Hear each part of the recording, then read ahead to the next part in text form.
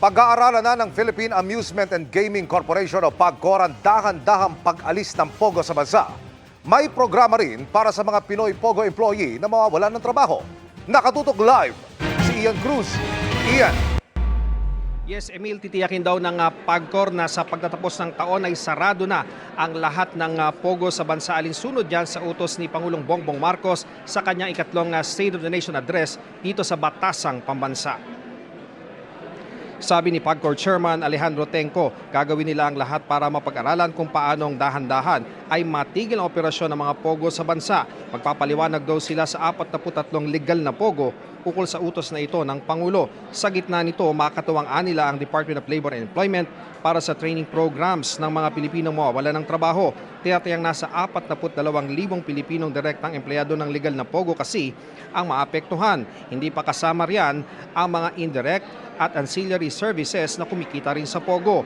Mungkahin ni Tenco sa mga maapektuhan, makipag-ugnayan sa DOLE para makakuha sila ng skills o job training program para magkaroon ng bagong pagkakakitaan o trabaho.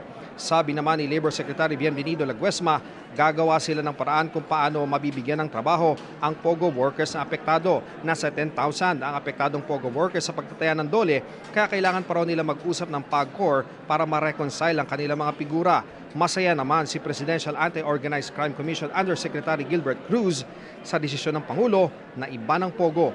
Narito ang bahagi ng pahayag ni PAGCOR Chairman Tenco. Ang naging utos ay isa na natin ang lahat ng mga Pogo sa katapusan ng taon. Gagawin natin ang lahat para mapag-aralan natin kung paano natin siguro dahan-dahang may alis to. Alam mo, magpapaliwanagan kami ng mga legal na may lisensya na yun. 43 yun sa pangasalukuyan.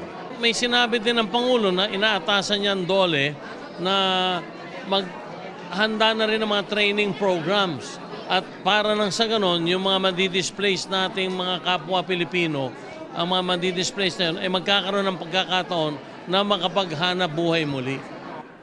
Emil, matapos ngayong ating ambush interview ay sinabi ni Tenco na ipinatawag siya ng Pangulo para kausapin.